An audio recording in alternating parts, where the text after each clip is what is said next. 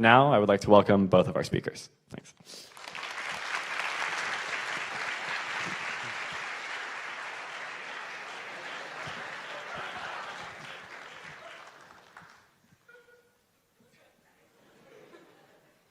Feel a little perplexed, huh? Hello, how is everyone tonight? I think they're all good, and I think they're all eager to hear from you, and so am I. I want to start, if I may, with a little history. And this may put you on the spot. It may be a little provocative, but that's what I want to be. I want to take you back a couple hundred plus years to Philadelphia, Boston, New York. I want to take you back to a country called America. There was 2.5 million souls, 500,000 of them black slaves. There were probably some Frenchmen, some Spaniards, some Dutch around, but most were citizens of the British Empire. The legitimate government of this country was George III of England and his parliament in London. Most of the people in this country at that time were loyal citizens to George III. A small group of people weren't, or were increasingly not. They met in Philadelphia and Boston and elsewhere, and they finally, in 1776, drafted a Declaration of Independence from that legitimate government, and the words that in that declaration are eloquent and in every American's mind, intuitively, if not intellectually. To the purposes of that declaration, they said they swore their lives, their fortunes, and their sacred honor. Every single one of them knew, from Benjamin Franklin, the wisest amongst them, to Thomas Jefferson, whose eloquent pen had crafted that document, that their fate might be hanging, very much might be, hanging from the yardarm of a British man of war in Boston Harbor or New York Harbor. Thomas Jefferson even got accused of being a coward for running the government so far west when the British were threatening him. These men knew that they might die. They were called traitors. They were called treasonous by George III, the legitimate head of the government. Do you feel any affinity with those men and few women like Abigail Adams? I think it's important to remember, and if I may, I'd like to actually take this right into my remarks because this is the perfect introduction. What so many people forget is that we are a nation born of an act of criminality, an act of treason. Now, a lot of people have heard charges such as that I myself am a traitor, that I have committed treason. In fact, I have committed no treason. I have not been charged with committing treason because treason is one of the few laws which is actually specifically written into our Constitution. It has a very particular definition which is not at all in line with my political activities. But when we talk about treason, when we talk about traitors, when we talk about what it means to have a citizen say something that is so offensive, whether it is the revelation of a secret or a declaration of independence, that they are cast out beyond the law. They are persecuted, killed if captured, exiled, or other things. We need to think about why. Now, in my case, for those who are not familiar with my personal background, I do feel an obligation to talk briefly about why it is that we're here tonight, why we're having this conversation. We're going to be talking about surveillance in our lives. And this means we're going to be talking about power. Why? Because people are only interested in data, communications, surveillance, watching people for the utility that it provides. They don't do it for its own sake. Outside academia, there are not very many people who are looking at information for information's sake. Whether we're talking about Facebook, determining what ads you see, or something rather more concrete, information today is a convenient means. It's a mechanism for attaining a certain power. And that power today is control. Now, typically, in a democracy, our post-1776 democracy, control over the general outline of society is intended to be exercised by the people, with their will imposed upon powerful institutions, be they police, with their powers of detention, arrest, imprisonment, or even killing, or the military and spy agencies, or back into those powerful private entities, even corporations. But unfortunately, in that paradigm today, we have happened upon a problem. Surveillance technologies have outpaced democratic controls. A generation ago, surveillance was extremely expensive. There was a natural limitation imposed upon it. That is, the governments had to spend huge, extraordinary sums to track lone, isolated individuals. To know a particular person's location might involve many teams of officers, both in buildings and out on the streets, working in shifts. But today, that dynamic is reversed. One guy sitting in front of a monitor can track with precision an unimaginably large number of people. For the first time in human history, it's both technologically and financially feasible for governments to track and store nearly complete records of our private lives. Now, this is not science fiction. This is happening now. When we look at the construction of facilities such as this, the NSA's data center in Bluffdale, this was called by them the MDR, the Massive Data Repository. They called it that for a reason. This was not the targeted data repository. This was not something that was designed just to watch this person or that person. It's because they were ingesting everything, everywhere, and saving it in case it might be of interest later, in case something came up. Someone who previously there was no justification to watch, someone who had committed no crime, someone who was an ordinary person would have their life captured, crystallized, compressed, and stored perfectly, timelessly for 5 years or more, just in case they wanted to look at them. Now, the NSA, to their credit, interestingly, they thought this branding was a little bit problematic, and this was before I came forward. They thought, massive data repository, that doesn't really sound very good. Why don't we call it the Mission Data Repository, the Mission Data Center? And they did, they changed the name, that's what it is today. But this is representative of a much larger progression that should be alarming us because, many people think that I have some grievance against the National Security Agency, particularly. Others who know even less about my history think I may be anti-American or against our government. I want to end all surveillance. I don't. I signed up for the US military, for the Army in 2004 when everyone else was protesting against it.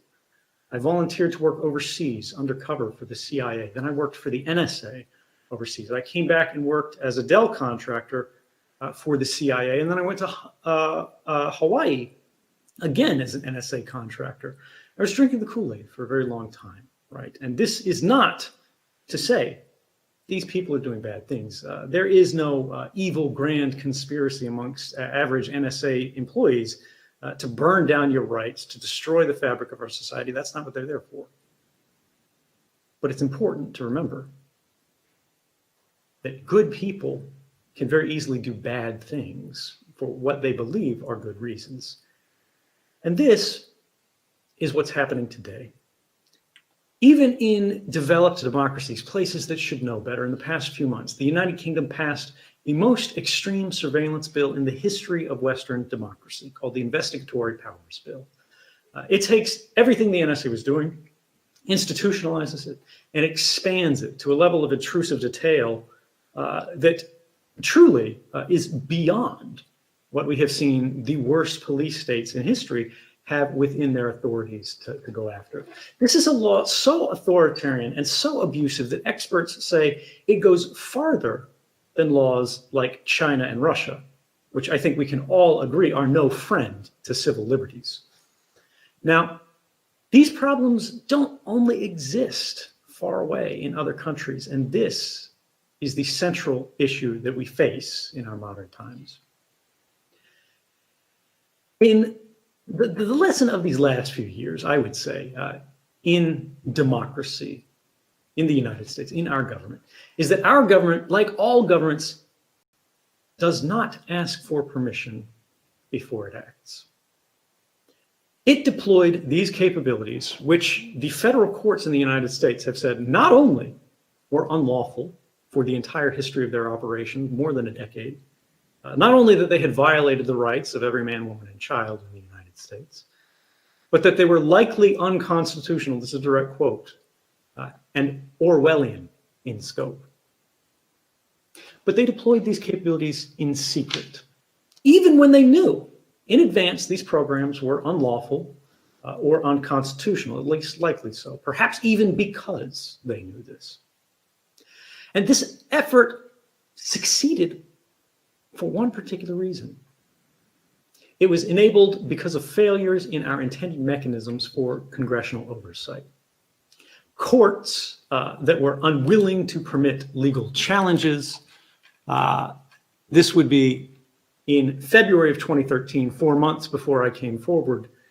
The Supreme Court had a case before it about precisely the mass surveillance that months later I would have revealed.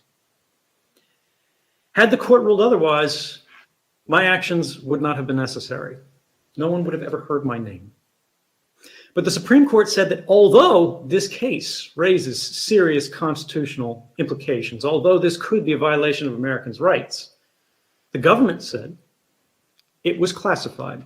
The White House, the administration, the executive, said the plaintiffs, this would be Amnesty International represented by the American Civil Liberties Union, could not prove that they were being spied on.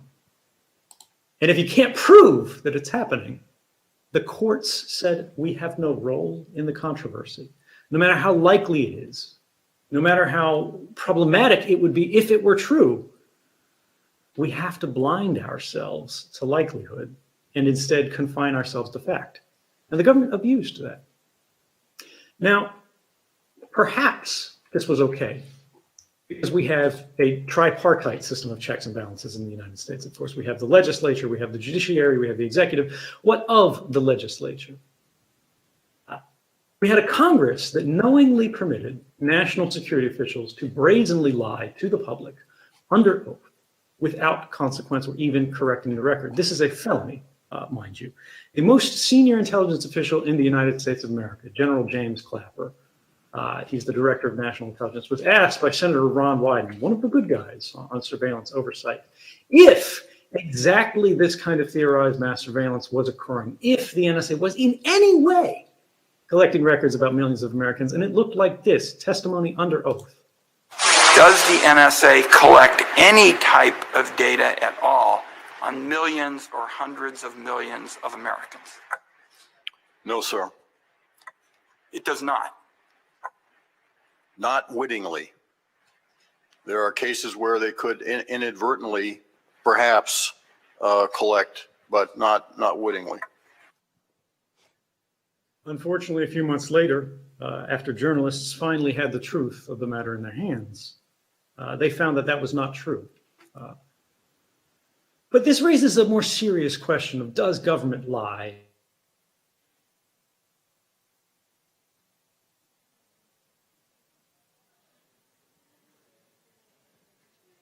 Okay, technical geniuses.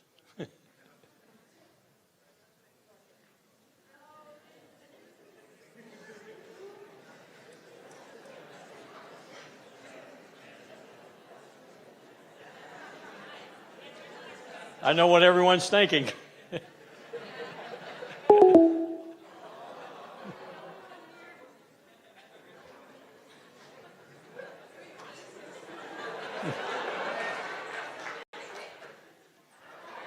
Forgive me, I suppose it wouldn't be fun if we didn't have technical difficulties. Yeah. If I could continue there, and I realize this is long, but we'll try to simplify this and get through it. It raises this central question, right? Of, okay, if we can't trust the statements of Congress that are made under oath, If we can't trust the courts to get to the truth of the matter, of the most extreme applications of national governmental force, who's really in charge of government?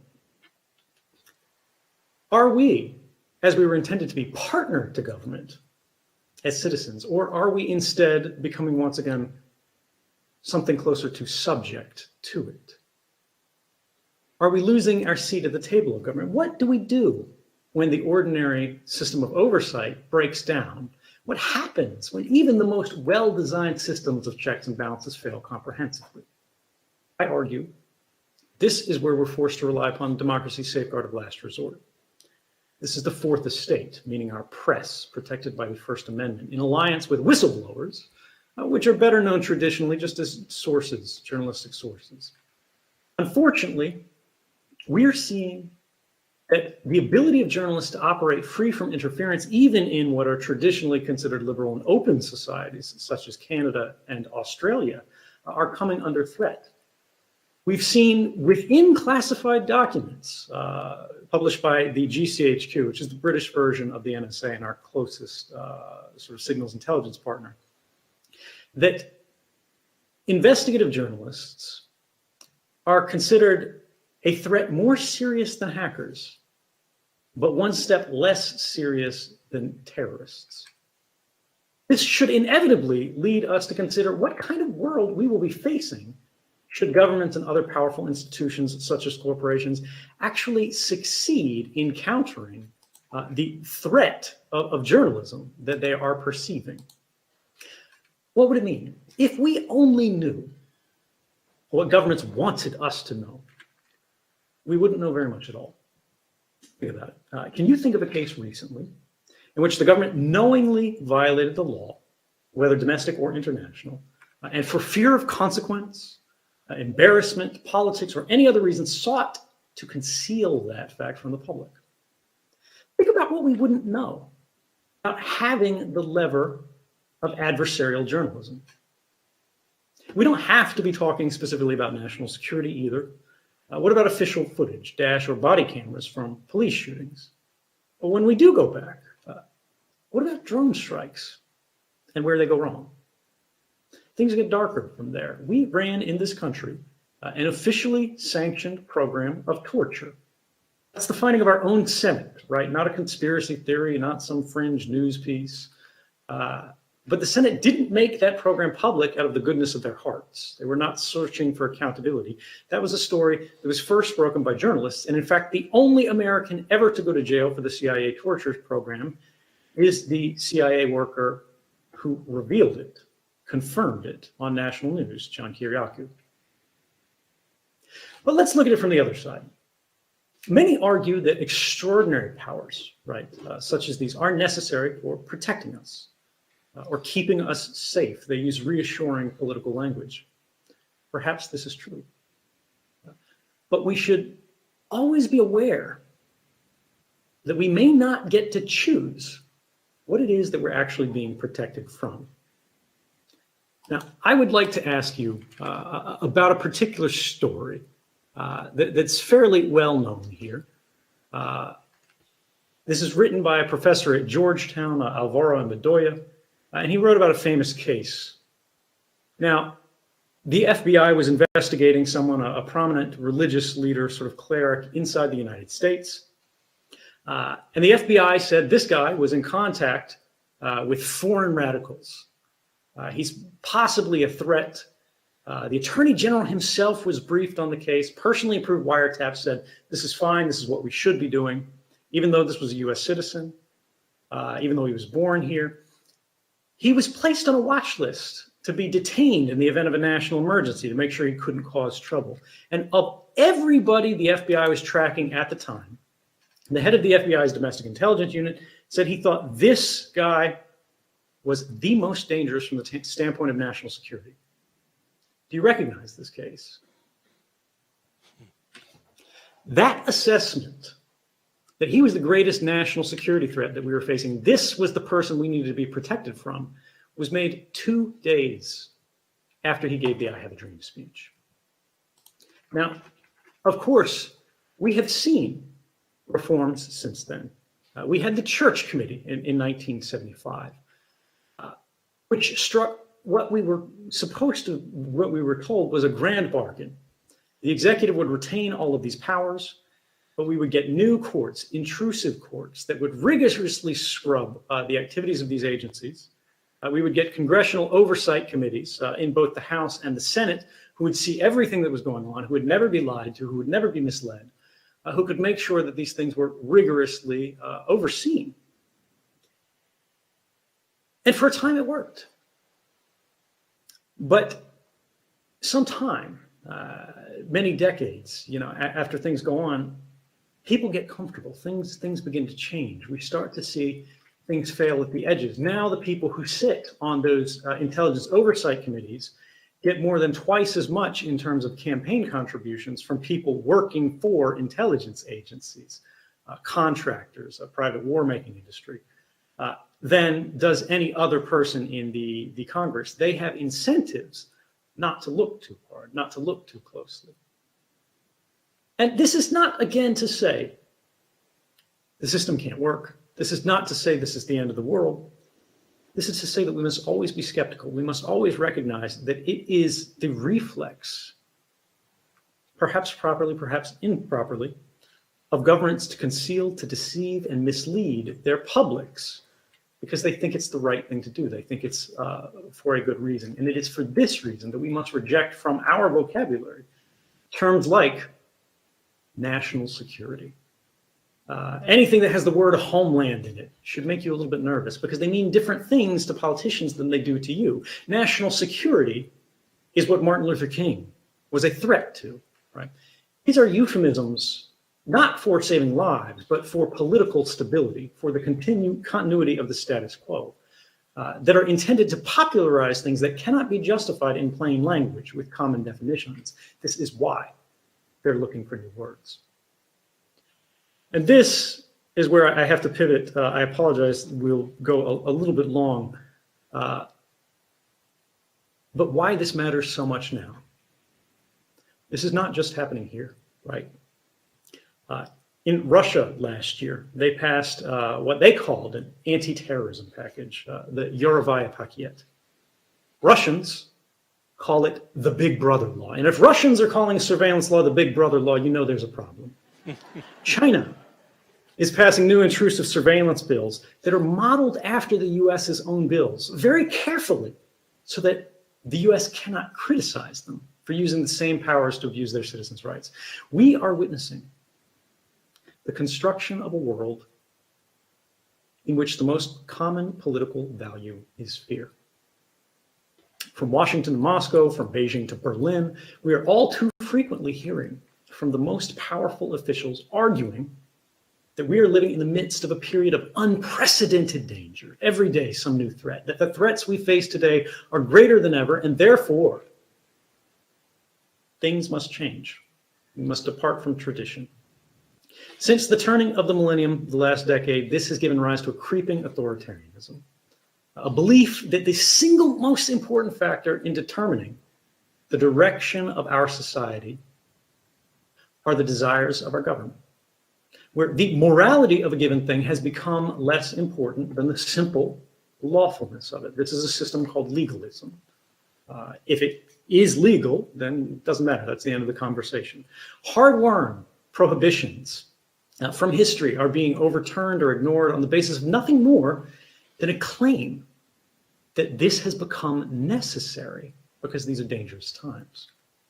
After all, when you live in a world of terrorists and madmen, when every bad thing that happens on every corner of the earth is in your living room by the end of the day, a world where your nearest neighbor is potentially a foreign enemy, rights begin to look like a vulnerability. Ladies and gentlemen, I disagree. If our strategy to defend against each new threat is to do away with the very values that differentiated us from them, the right from the wrong, we have protected nothing, and we have won even less. And what about when a law is passed, but the law itself should be disobeyed? The father of the idea of American civil disobedience, an American philosopher named Henry David Thoreau, argued that this is a duty that rests upon the shoulders of every individual. He said, it is not only, or sorry, forgive me, it is not desirable to cultivate a respect for the law so much as for the right. The only obligation which I have a right to assume is to do at any time what I think right. Law on its own never made men a whit more just. And by means of their respect for that law, even the well-disposed are daily made agents of injustice. More simply, this is to say, the law is no substitute for conscience. Saying so does not make us anarchists. It makes us realists. Certainly, one need not look very, very far back in history to find examples of abuse, inhumanity, that were clearly, facially immoral. And yet, we would do well to remember that from the violent institutions of slavery, genocide, the disenfranchisement of women, to modern prohibitions as to who and how one can love another, these policies are more often than not entirely legal. I'm here to say tonight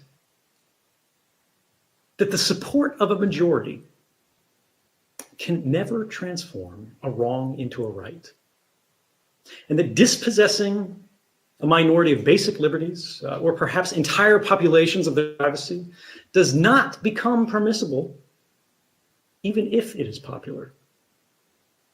What this means, ladies and gentlemen, although this may not be reassuring, although this may not be a comfortable idea, is that sometimes the only moral choice is to break the law. And while we face challenges, right,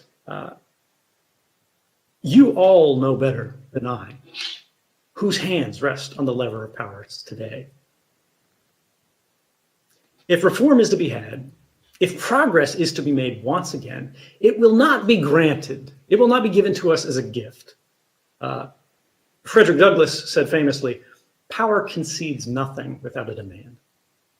It will be made in the face of resistance and abuse from the powerful and the privileged, because these are those who need rights the least. These are those who are impacted by abuses the least.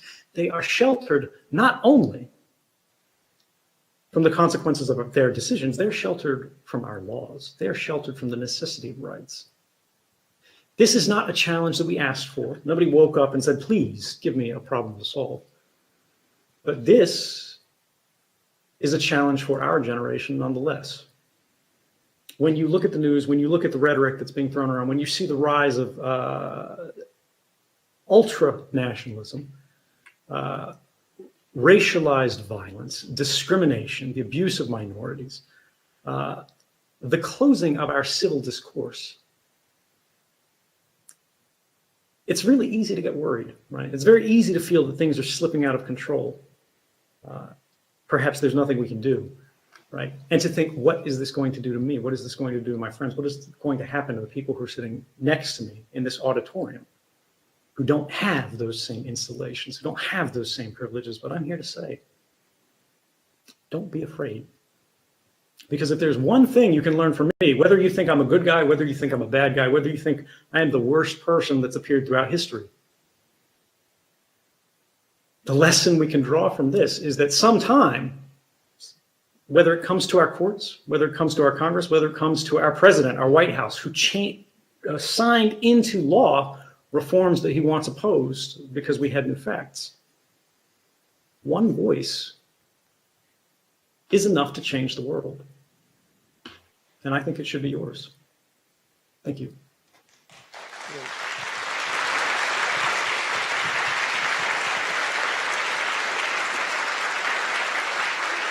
Some of you may have thought that he wasn't answering my question.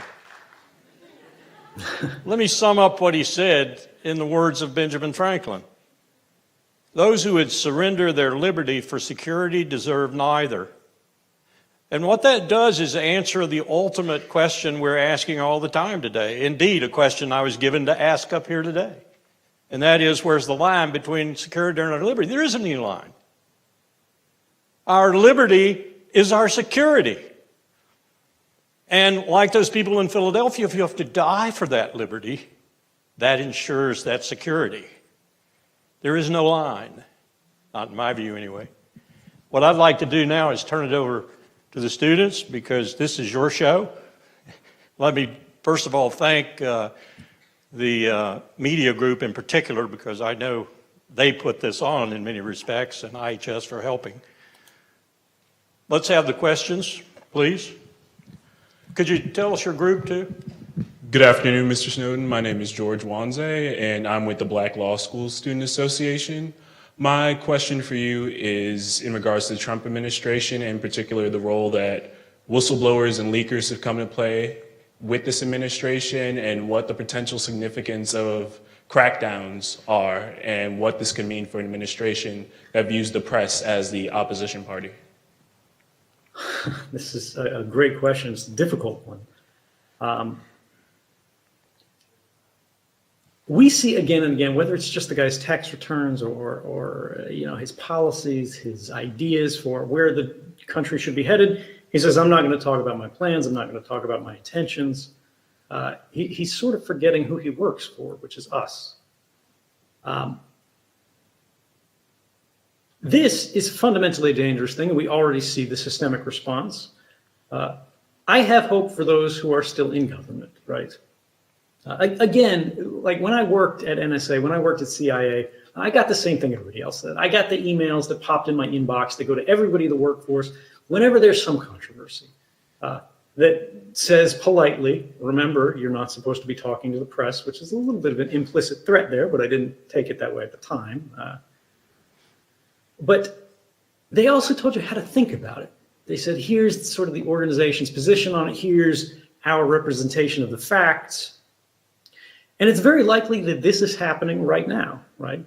Whether we're talking about ICE and Border Patrol, whether we're talking about people in the military, there's a lot of messaging that's happening internally. But just because the executive branch of government changes, just because the legislative branch of government changes, just because the courts themselves change, doesn't mean that everyone else in the country changed. We have political obligations in the United States, people who go in and work for these organizations that are not to politics, right? There have been people who said, one of the early criticisms of me was, oh, this guy broke an oath. He promised not to tell secrets. That's not actually how it works. There is no oath of secrecy in the United States. There's a classified non-disclosure agreement, a civil agreement, which is a standard government form. But there is also the actual oath, the oath of service, which is to support and defend the Constitution of the United States. Not the president, not Congress, not anything else, the Constitution of the United States, against all enemies, both foreign and domestic. Now, this is not to say the president's a domestic enemy, right? I'm not going to take a position on that. But we have values, constitutional values, that are increasingly being called into question, often with flimsy or non-existent justifications for that. And it raises the question of what protects them? The Constitution is never going to jump off the table and protect your rights, right? It's paper and ink at the end of the day. What gives it power is our willingness to go to bat for it.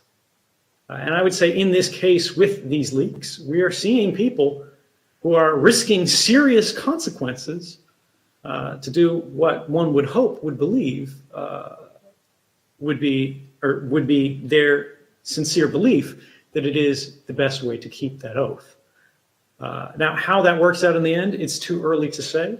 Is this a mistake? Are they criminal lawbreakers who did no good and only caused harm? We'll see, right? But the fact that we see these leaks The fact that we see people willing to stand up and risk revelation, consequences, persecution, and we don't see this in countries like China, Russia, even France and Germany, is an indication to me that the American spirit has not gone, it has not disappeared, it has not vanished. It is under pressure, but I think that pressure is more likely to reawaken it than it is to destroy it. Thank you. Tim Beck. Mr. Snowden, I'm the president of the Student Veterans Group here, and I was an Army Ranger who was deployed in Afghanistan in 2010. I was part of the JSOC task force that was implicated during the WikiLeaks break at that time. My question to you is, what ethical responsibility do investigative journalists and whistleblowers have to the lives of our forward deployed troops? This is a really good question, and I'm glad you asked, because this gets into a lot of things. Criticisms that, sometimes people are too polite to bring up, which is basically, did I place lives at risk? The one about WikiLeaks, right, is did they place lives at risk? And how does this calculus work out, right? Should we try to protect this, or should we just ignore it? Should we just say, oh, these guys signed up for a dangerous job?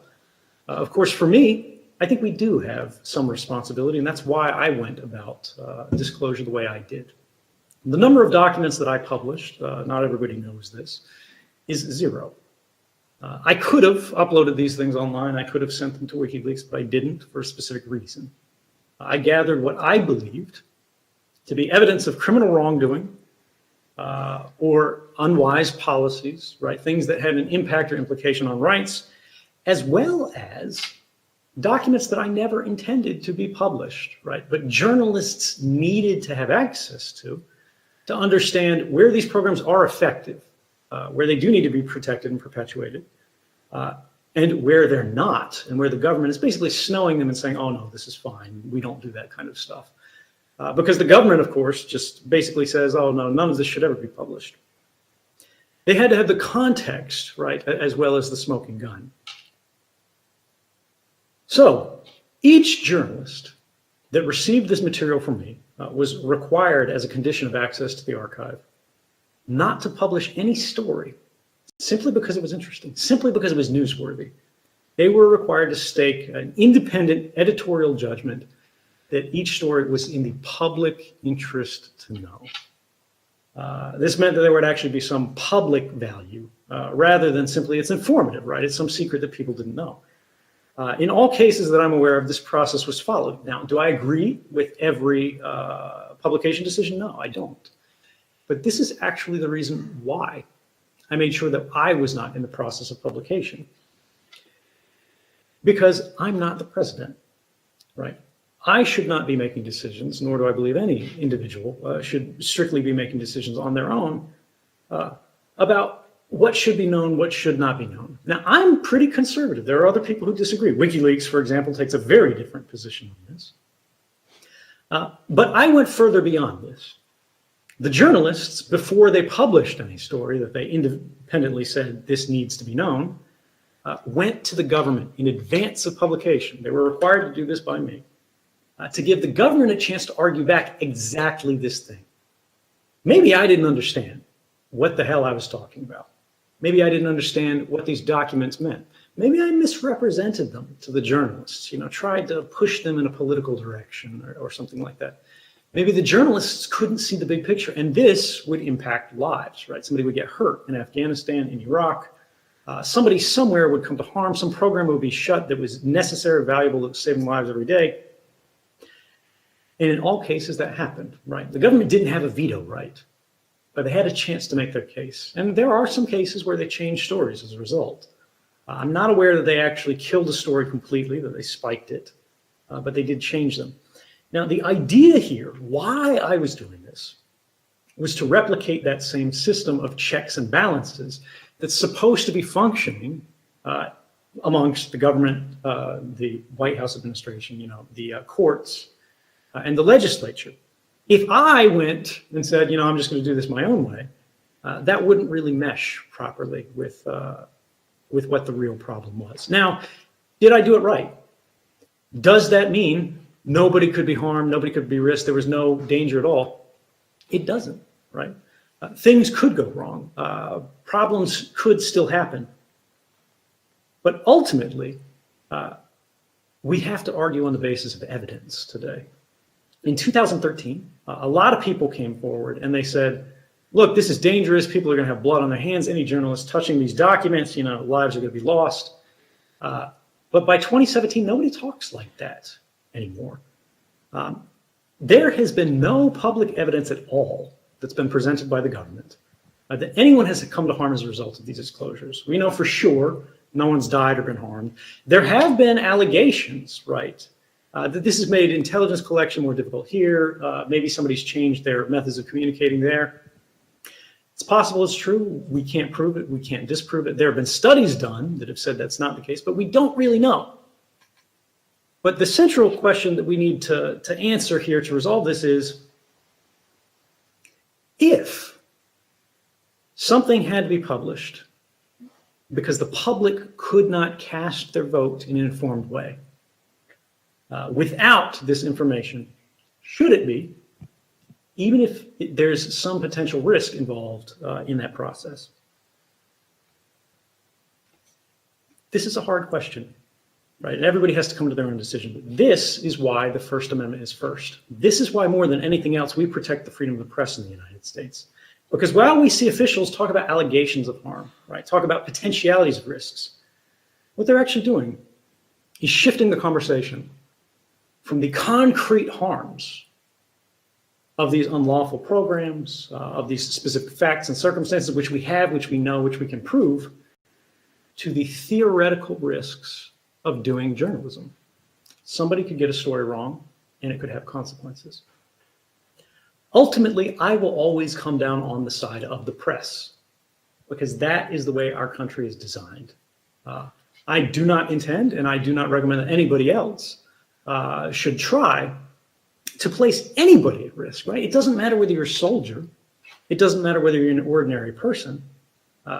We should always try to mitigate harms. We should try to mitigate the risks of these conversations. But at the same time, we should make sure that we remember every democracy, modern democracy in the United States, every government, every White House, every president we've had derives their legitimacy from a single point: the consent of the governed. And hopefully anybody who's in college can tell you consent is only meaningful if it's informed. Thank you, sir. That invites another question I'd like to ask really quickly. Today, the Fourth Estate, and I agree with your comments, Jefferson said if it came between government and newspapers, he'd pick newspapers. And that was a hell of a statement coming from Jefferson after all the problems he'd had with newspapers. But today, many would claim that the Fourth Estate has become another wing of the corporatocracy and actually speaks whatever words their particular element of the corporatocracy wants them to speak, whether it's MSNBC, NBC, or whatever. What would you say to that? We're never going to have perfect journalism, right? We've got bad reportage that comes out of news media, corporate media, independent media, bloggers. If people are writing stories, some stories are going to be wrong. Do we give up because of that? No. Is there undue influence in the media from powerful institutions? Yes. Anybody, particularly in a minority group, could tell you that, look, if you don't have access to money, to power, to resources, to influence, it's very difficult to be not only heard, but even to be talked about fairly. Because other people are going to be painting your portrait with a brush provided by your enemies.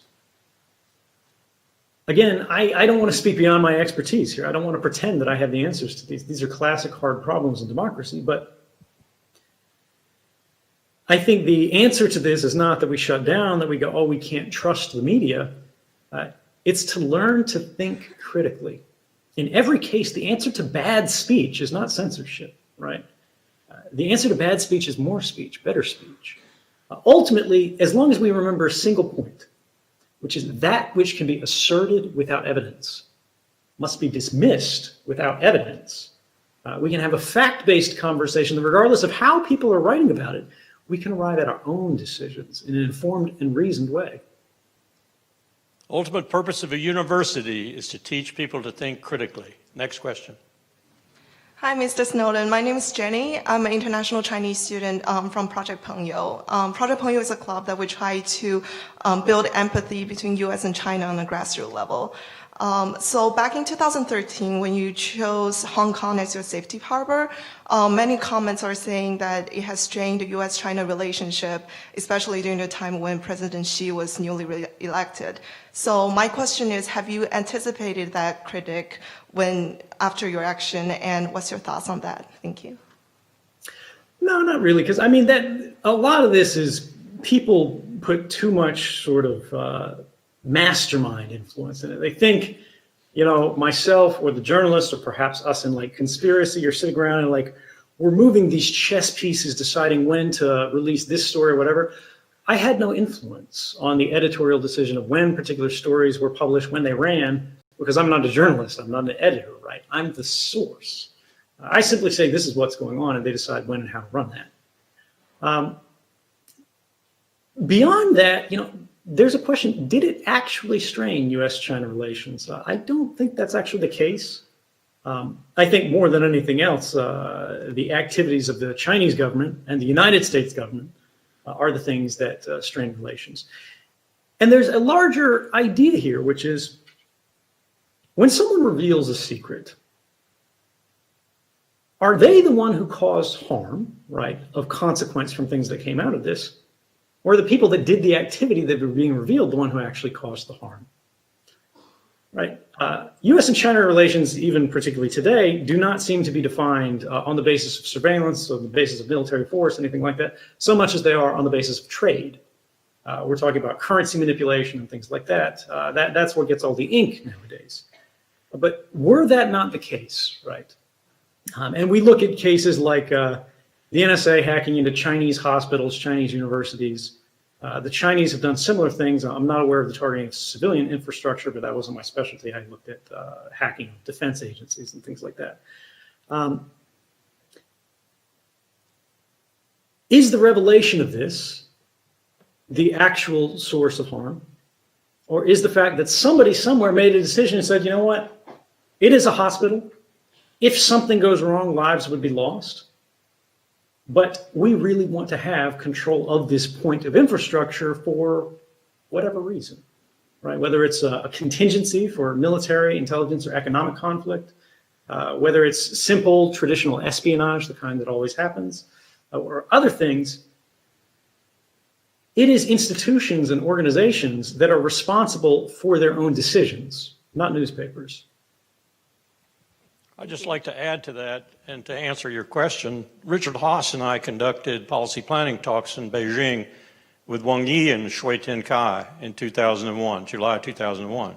Shui Tenkai is now the ambassador to the United States from China, and Wang Yi, as you probably know, is their foreign minister. We lectured them at that point on human rights.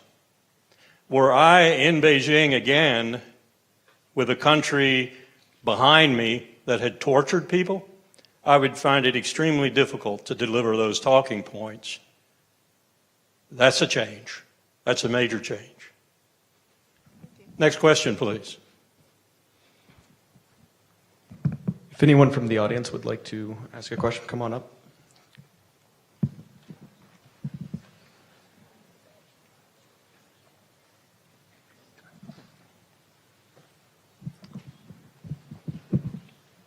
The lineup has started. Please. Sorry. My name is Basil Osman. Throughout history, the nobles and aristocrats always competed with the king for power. And the nobles and aristocrats controlled all the wealth while the king controlled all the authority. Do you think today companies like Facebook and Google and Amazon that have all this information about us and they virtually collect everything about us with our consent in some way? Do you think the government is trying to compete with them and reach a point where they cannot use their knowledge of us against the government? Actually, no. I think rather they're trying to co-opt them. I think we see something that is less about whether you're in government, whether you're in industry, and more in terms of, are you a member of this sort of elite influential class? We see they don't really care nowadays at the high echelons of society about whether you're a particular religion or this, that, or the other. It's about, do you have clout, right? Do you have access to resources? Do you have access to influence? If you do, you're in. When we look at what actually happened, for those who are not familiar with the NSA's sort of programs that we saw, there is, in 2013, the CIA's CTO, a guy named Gus Hunt, who I actually had many meetings with when I worked on the CIA account for Dell, said, sort of accidentally at a trade show, what had become the new strategy. We want to collect everything and hang on to it forever. When you think about these digital domain companies, it's not about competition with them. It's about co-opting them and indoctrinating them. And we see this quite clearly when we look at the timeline of what are called PRISM partners. These are, of course, the largest internet companies in the United States that voluntarily began providing the government with access to their customers' records beyond what the law required. And you see there's a very clear timeline where each of these guys was targeted on the basis of their impact and their influence in sort of the internet economy and infrastructure. And it goes on and on and on. It wasn't just the providers themselves, right? It's also, this is called upstream collection. I know you can't see it very well, but this is a slide that was the first public mention of it. Upstream communication is your communications, not just going to Facebook specifically or Google specifically, but going anywhere as it crosses internet service providers, as it crosses telecommunications companies. Groups like Fairview, like Blarney, these are the CIA code names for groups like AT&T and Verizon. And the question is, what was sort of happening with this type of information, this type of material? Excuse me, I'm just trying to find a particular slide here. What was the usefulness of this stuff and why was it happening? In many cases, it was actually profit driven. The government said, look, we'll reimburse costs, we'll provide a new line of business, we'll shelter you from liability claims. This was the central argument in surveillance reform in 2008 that was pushed through in response to the Bush warrantless wiretapping program. AT&T had basically been unconstitutionally spying on everybody in the United States and around the world, secretly on behalf of the government, not just in the post 9/11 era, but, you know, as long as they'd existed. But that's a felony in the United States, and it also has civil penalties. So their customers could now sue them for the largest corporate damages in history. But in 2008, they got a new law called the Protect America Act, which should have been a red flag for everybody, that gave them retroactive immunity. It said for all the laws they had already broken, the government would be sure they could not be sued. Shortly thereafter, the AT&T changed their program. You see here the reference in the second paragraph is July 2008, which is related to the passage of this bill, where they had been collecting everything you had done on their infrastructure and stored records of it going back to 1987. So if you're an AT&T customer, you've always been an AT&T customer, you're younger, you were born in 1987 or after, everything you've ever sent, they have a copy of. They still have a copy of. And they're beginning to sell this to the government as a service, right? Without requiring a warrant, lower standards of sharing, simple subpoena authorities and things like that. This is getting the legalism that, you know, we don't need to drill down into. But the idea here is, it's not about competition. It's about collaboration. These guys see themselves in large part as all players on the same team for influence and control. This is not to say, you know, that Google is specifically out to get you, but their interests are not the same as yours. Well, But this is all subject to the agreement of the corporations to work with the government, and they have the power to say no. Do you think the NSA is therefore trying to eliminate that middleman and do everything without seeking help from someone else and keep it contained within, so they don't have to rely on their agreement? That's what the upstream agreement is about. Is look, they see this stuff transiting the internet, right? And rather than getting it at the endpoints where it's your computer or Facebook's server, right? They try to catch it as it crosses. They get somebody in the middle, right? Whether it's the ISPs, the telcos, and they all sort of play side against side, group off group to do this. There is a specific example of where NSA had lawful access, of course, through subpoena authorities, through warrants and everything else, to submit demands to these companies where a judge signs a warrant and get anything they want, even without these new special fancy surveillance laws that don't use real courts, they use rubber stamp courts. But regardless of this, what they were doing was they were going beyond that, and they were starting to look at the links in Google's own network, right, between their data centers. So they'd have a data center in the United Kingdom, they'd have a data center in the United States, one in Hong Kong, one in Switzerland, wherever. And these links between these data centers were not encrypted, right? So rather than asking Google for information, what they would do is they would just perch on these links and they would get it for free. They would get it under different legal authorities. They wouldn't have any restrictions. They wouldn't have to ask permission, right? And this is a dangerous thing in a broader point. We need to end this question just so we can get to other people. But people talk about,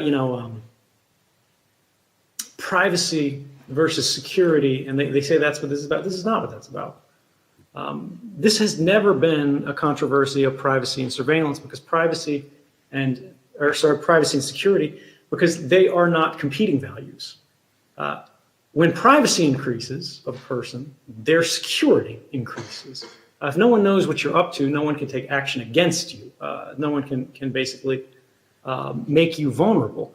When you're being watched and recorded everywhere you go, not only are you becoming less private, you are becoming less secure. What this is really about is about liberty versus surveillance, not versus security or anything else like that. Surveillance preys on vulnerability. Surveillance preys on the lack of privacy. And when we get into this and all these sort of end run games where they don't want to go to companies unless they absolutely have to, and if they do, they'll try to get a company on board rather than fighting them. And only as a last resort will they actually actively fight the company if the company has any backbone. The idea is, what is liberty? If you ask a bunch of different people in the room, they might have different ideas. But in a large way, liberty and what has made the American tradition so powerful and our projects so successful is the ability to act without permission. Liberty is freedom from permission. When the government is seeking to expand its own liberties at the expense of the public's, that should be something that alarms all of us. Next question. So much. Hi, Mr. Snowden. My name is Jacob. I'm a sophomore here. And my question kind of goes right into what you were just talking about.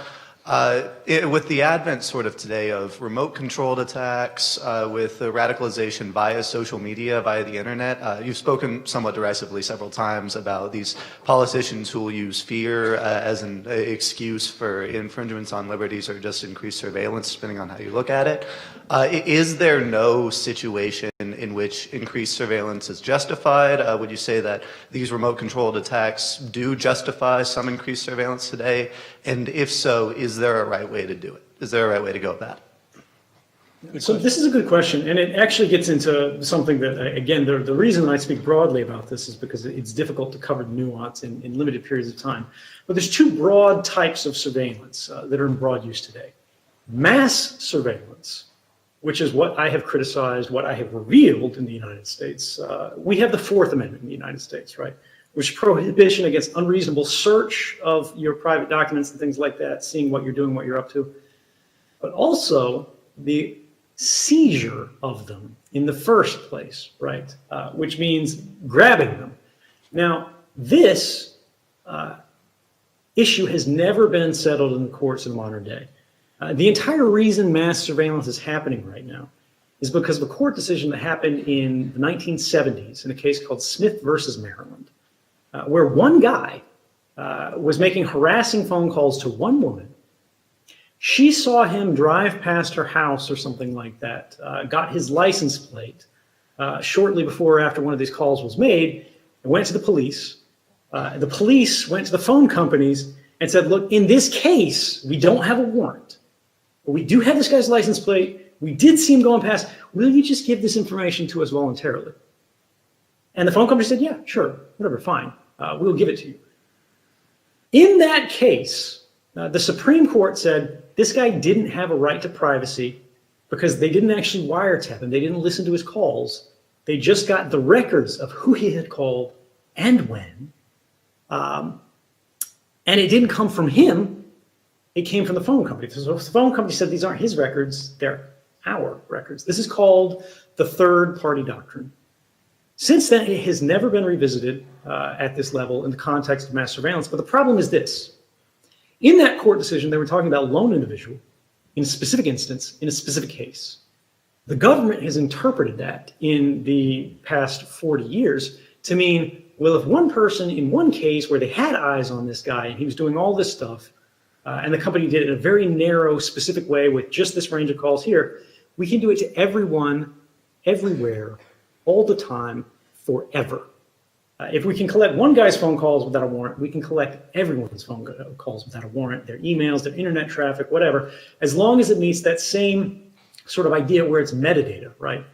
It's not what you say in the communication, it's who you said it to, it's when. It's the same kind of details a private eye would collect if they followed you around all day. They see when you left your house in the morning, they see where you went, they see the cafe you ate at, they see who you met with at the cafe, but they can't sit right next to you and write down everything you say because you might go, who is this weirdo that's sitting behind me everywhere I go and writing things down? But electronically, they can assign a private eye to follow everyone in the world all the time. And it's incredibly cheap, it's incredibly easy. This was my job at NSA. On the other hand, we have targeted surveillance. And this I am not a critic of in quite the same way. This is where they go, we have a specific individual. He's a known associate of Al-Qaeda operatives. We have evidence that indicates he's planning attacks in, whatever, in Peshawar or something like that. We've gone to a judge. The judge has said the evidence is there, a standard that authorizes a warrant to go collect information against him, and then they hack into his phone or something else. That's fine, right? As long as it is always the least intrusive means of investigation necessary to achieve an investigative purpose, right?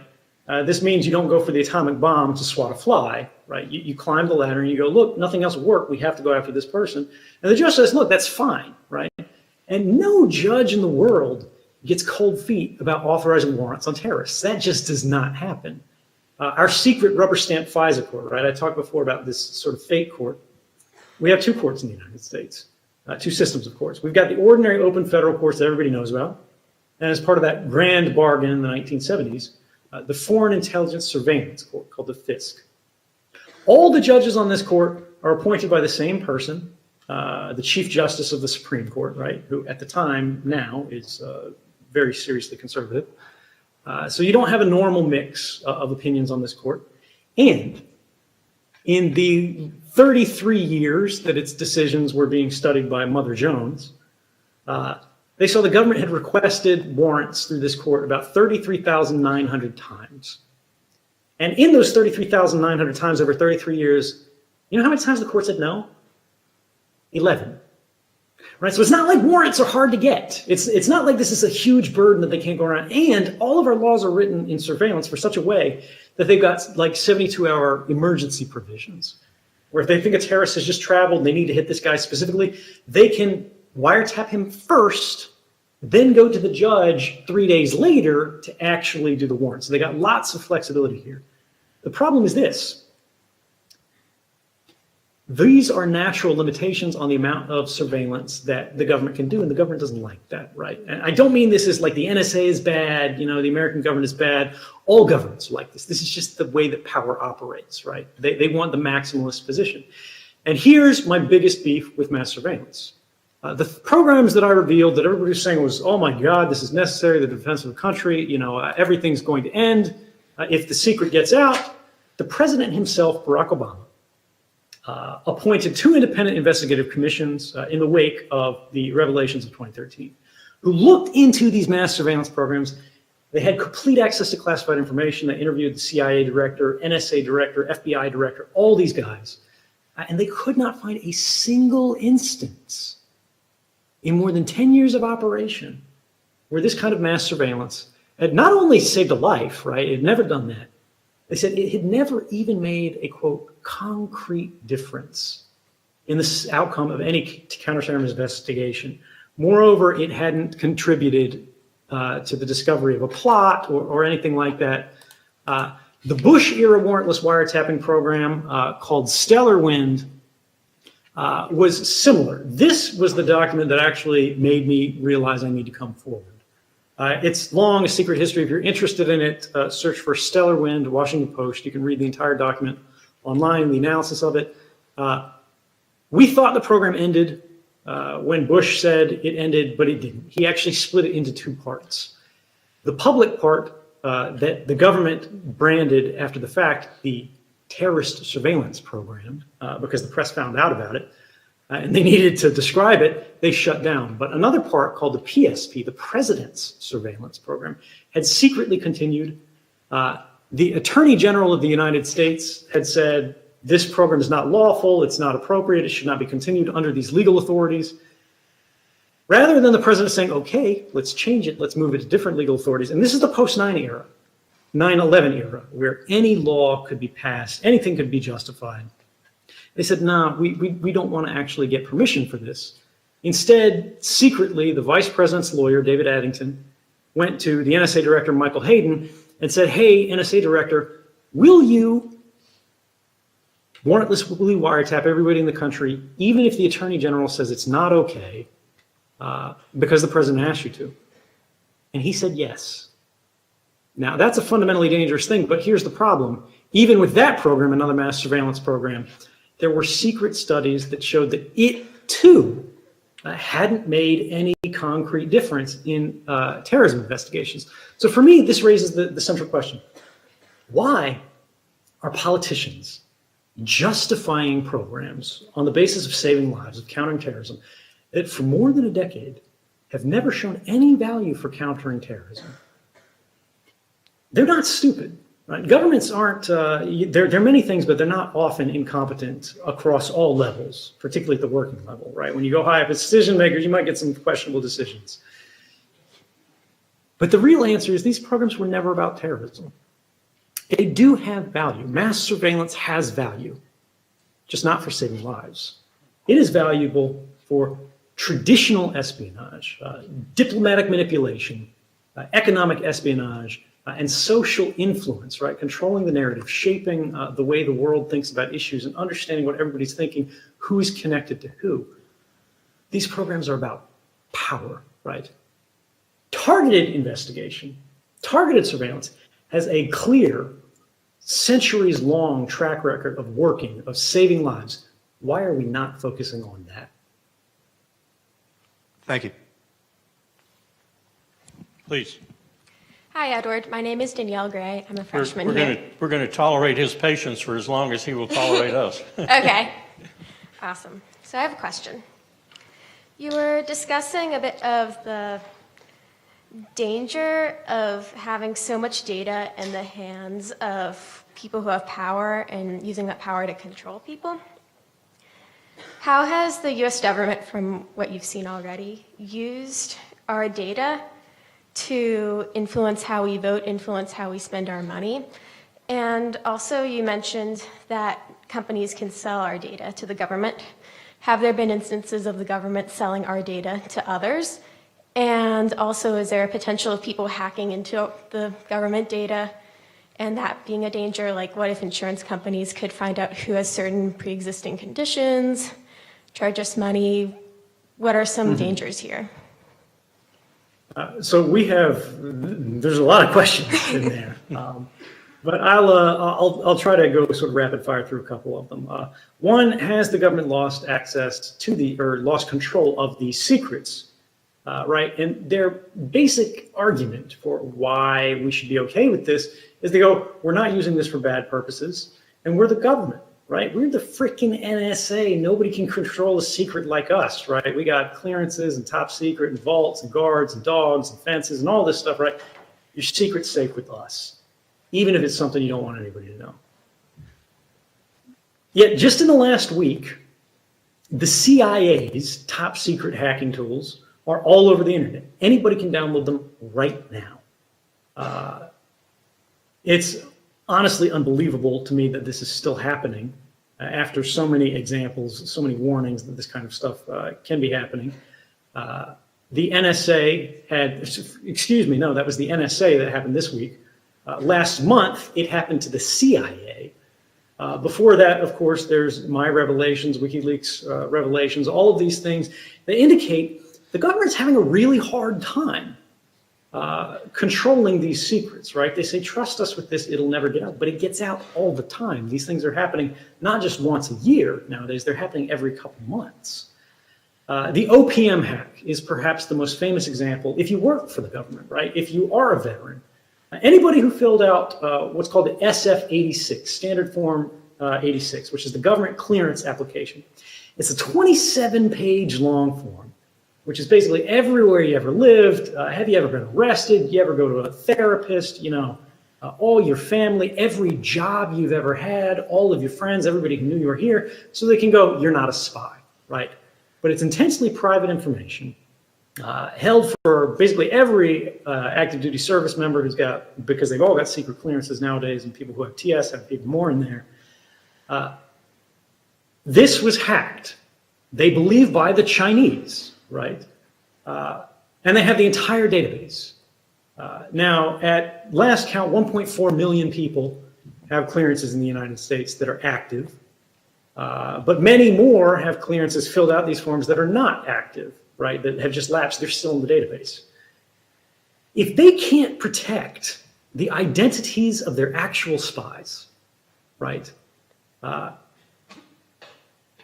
well do you think they're actually protecting your phone calls, right, your emails, everything in your search history for the last 5 years or whatever? Corporations already have this, and they're abusing it in new ways. Is it legal? Is it illegal? We don't really know because the courts are very hesitant to rule here. We will very likely see these questions answered authoritatively in courts in the next 5 to 10 years, but courts move extremely slowly. I think that the central question here is, are there authorities that are there databases, academics have looked into them, where when you develop a certain richness of information, right, about everybody who lives in an area, all of their social graphs, right, who's connected to who calls who, where their cell phones travel, right, what their medical histories are, all of these things, you know everything about them. When I worked at NSA, right, people always talk about content versus metadata. For those who aren't familiar with it, content is what you say on the phone call. Metadata is the fact that the phone call occurred, when it happened, from where, how long it existed for. I didn't really care about content because content takes a long time and people lie, right? If I'm listening to your phone call, what you say on it, you can talk around things, you can use code words, particularly if you're up to no good, right? But metadata doesn't lie. The fact that you made the phone call is there. It's instant. Computers can handle it, can analyze it instantly. I can tell who you love just from your phone records, right? I can see who you call in the middle of the night. I can see where your cell phone goes on the basis of its location data in the middle of the night, and what other cell phone ends up in the same place. It's not just about this, it's about your internet traffic. I don't need to see what article you read on a website, which is considered content.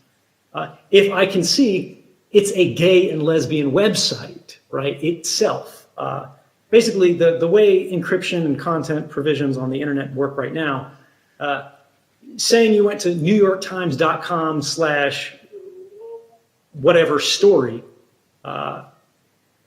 it's headline, that would be a content-based decision. But saying you went to IP address, whatever digits, 22.33.44.55, which happens to be the New York Times website, there are no legal protections for that. I can look at that right now and nobody's going to stop me, nobody's going to put me in jail for it. I just have to mock up a justification for it. This exists for everyone everywhere. Corporations are doing the same thing. Not to be routine on this, but the ultimate question that you asked is, what is this stuff being used for? Right? How is it actually impacting people?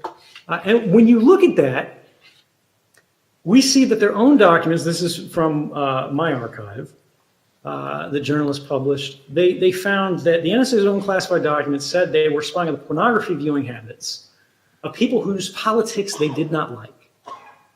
Now, in their defense, given the mood of the time and whatnot, if you consider this a defense at all, these individuals were Islamists. But the NSA admitted in their own reporting that they were not terrorists, they were not suspected of terrorism, and they were not advocating violence specifically. They just didn't like the political influence they had on people. They were collecting, in partnership with our Five Eyes partners, for people who haven't heard the Five Eyes, it sounds like a James Bond organization, but it's real. It's the United States, the United Kingdom, Australia, New Zealand, and Canada. The GCHQ was anybody who used Yahoo Messenger back in the day. Every 5 minutes, they were saving a snap from your webcam as it crossed the internet. They didn't care if it was in your house, didn't care if it was in your bedroom, anything like that. We see the Australian Federal Police today are using these same mass surveillance authorities that were justified on countering terrorism to identify the sources of journalists. We saw that this same kind of mass collection of information, this time was happening via the Australians, but it was shared back and forth with us, to target US law firms. This is not lawful in the United States, but we did it anyway. Nobody goes to jail for it, nobody gets punished. They were spying on law firms. Why? Was it a criminal defense of a terrorist case and they were hoping they would sort of crack the network? No. Unfortunately, it might be reassuring if it was. This was a trade negotiation between Indonesia and I believe Australia over the price of shrimp and clove cigarettes. That is the grand goal of mass surveillance. It goes on and on and on, where they're hacking the cards that go in your phone that hold the keys that secure your communications. We hacked Belgium, for God's sake, which is not exactly, considered the hotbed of nuclear proliferation or anything today. And the problem with this is we had legal access to this data already. Countries have agreements that are called MLATs, Mutual Legal Assistance Treaties, where they can go, look, we've got a warrant from a U.S. court. Based on these grounds, we're going to send it to your police agency. Your police agency is then going to ask your telecommunications provider on our behalf for this terrorist investigation. But they didn't want to do that. Again, it's about maximizing capability, authority, minimizing oversight. And this goes on and on and on, where even Canada was getting in on this kind of thing, targeting emails that were sent to government services. They were collecting information on app store downloads and things like that, although in this case it was a Chinese app store. If it is on the internet and it has information about people's lives, their activities, and it is not being protected, it is not being defended in a meaningful way, they're going to go after it because that's what they do. You've been very generous with your time. We're about 20 minutes over the scheduled time. One more question, or? Please, let's take one more and then we'll call it there. Okay. Please. Thank you, Mr. Snowden. It's really an honor to be here. So in retrospect, it seems that democracy has never prevailed over the needs for national security or social stability, etc., For instance, excessive surveillance and censorship over nuclear scientists and citizens of foreign descent during the World War II, and reports that show that during the oil embargo of 1973, the government has actually made plans to conduct military operations in Saudi Arabia to stabilize the oil market. So it seems that the government fought in the name to preserve democracy, but in so many undemocratic ways, which leads to the question, how do we reconcile between the interests of the state and our own rights? You know, this is the perfect question, I think, to close on, because, look, you guys have heard a lot of things today, some of which sound pretty extreme in terms of the government's capabilities. But there is the argument, again, that we addressed initially of, you know, it's a dangerous world. Should they be doing this? Will this protect us? Will this keep us safe? Mass surveillance, there's not a lot of evidence that it's the case, but what about all that other stuff? What about getting a better deal on shrimp and krill of cigarettes? Should we be doing that? The answer is this is not a question to be answered by a few officials behind closed doors. This is something that maybe nationally we want to say is okay. Maybe we want to say we want to have a panopticon government. Maybe we want to say the government has the absolute authority to unlock anybody's iPhone at any moment, turn on any camera anywhere, turn on any microphone in any pocket, because it's valuable, right? Because it makes them more powerful, and we want the government to be as powerful as possible because we trust the government. Maybe that's the case. But if that is to be true, that's a conversation that we have to have in the open, in the light of day, right? Not behind closed doors.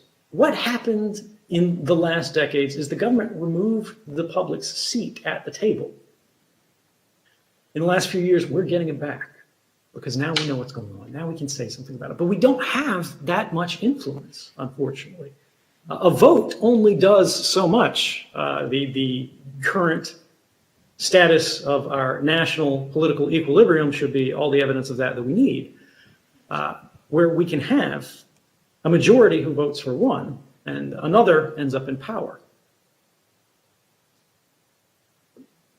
But sometimes the answers are unsatisfying when it comes to democracy.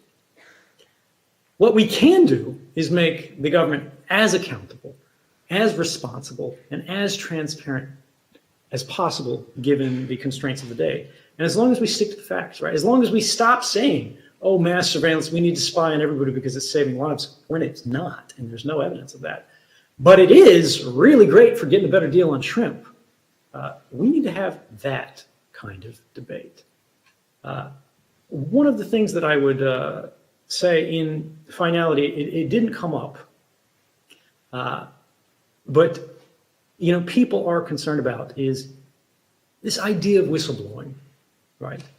People reveal secret information about what's going on in government. Is it a good thing or a bad thing? And the answer is it depends. We've seen leaks in the last few days that say the US was planning to strike North Korea's missiles on the launch pad, right? They've talked about military operations and plans against Al-Qaeda in the past. The government leaked what they called the conference call of doom, where they said the FBI was tapping Al-Qaeda leadership's coordination calls. And they did it for political impact. They wanted to basically make people more worried about terrorism, so they gave this to the newspapers. But these are leaks that have clear consequences in terms of intelligence collection without a clear public benefit, right? They have a political benefit, but no public benefit. So people go, well, how do we mitigate these things? We can't punish the government for leaking whatever it wants because it's the government. It makes the rules, it decides who gets prosecuted, and they're not going to prosecute their own on that. But what about this idea of proper channels? There's a criticism against me and every other whistleblower that says, look, this guy revealed CIA's torture program or whatever for the poor gentleman, John Kiriakou, who went to prison for that. The CIA's operation to hurt the Iranian nuclear program that actually ended up accelerating it because it was so incompetently managed. He also went to prison. All of these things, if they had just told the government through the right way, things would be better, right? You would be able to make sure Congress knows about these things, and nobody in the public has to be any the wiser. But unfortunately, Congress, in many cases, no. That testimony earlier, where you saw the director of national intelligence saying, no, not wittingly, we don't spy on American citizens, when they were doing exactly that. Senator Ron Wyden knew that was the case. That's why he asked the question. The director of national intelligence wasn't surprised by it. He got the questions 24 hours in advance. These guys knew, right? They weren't trying to deceive each other. They were trying to deceive the public. Sometimes the person that needs to be notified is not the government. The government is the cause of the problem, right? This is like reporting that the wolf is eating lambs to the wolf. And we have actual evidence of that. There's a case of an individual named Thomas Drake. If you've never heard of Thomas Drake, I encourage you to look up his name, read about his experiences. He tried to blow the whistle the proper way.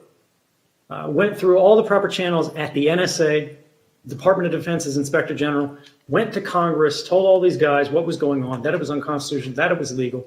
And at every turn, they told him, you don't really understand this. This is above your pay grade. You're getting this wrong. It's not unconstitutional. Lawyers say it's fine. Don't worry about this. In fact, we have the #2 lawyer in the entire CIA who was asked about this, Thomas Drake, and what he did when Thomas Drake came to him, because Thomas Drake actually notified this guy that this was happening. This is the program that was written out of law after I came forward, right? Thomas Drake tried to stop it a decade earlier, but failed because this is what proper channels look like. He came to me, someone who was not read into the program, and told me that we were running amok, essentially, and violating the Constitution. There's no doubt in my mind, I would have told him, go talk to your management. Don't bother me with this. I mean, you did the minute he said, if he did say, you're using this to violate the Constitution, I probably would have stopped the conversation at that point, quite frankly. So, if that's what he said, then anything after that I probably wasn't listening to anyway. Proper channels, ladies and gentlemen. If I could close on a specific note here. There's a lot of leaking going on nowadays, perhaps more than we've ever seen. There's going to be good, there's going to be bad. And the question is, who's the right person to decide this, right? I'm not the president, you're not the president. The person who is the president, well, they have their own way of looking at these sort of things.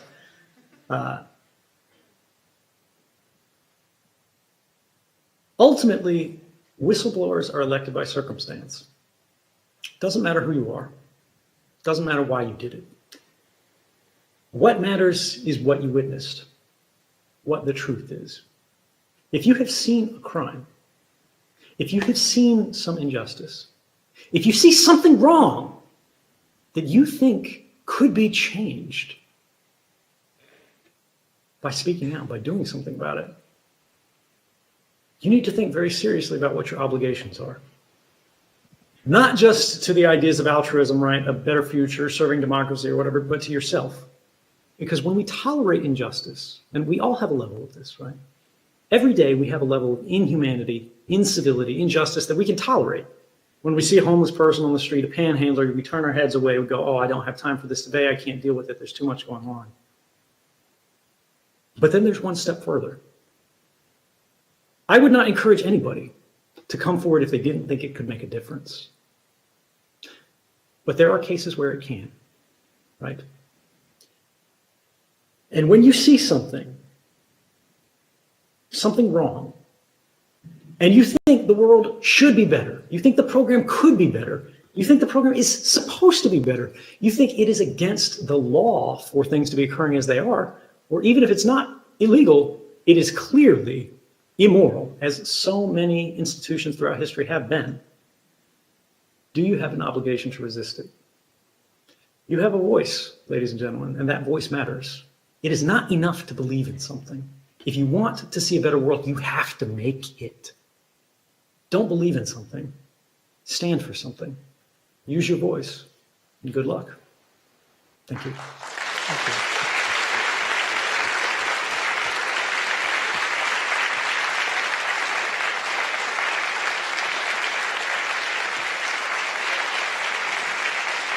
Thank you. As you can see, there are quite a few people left.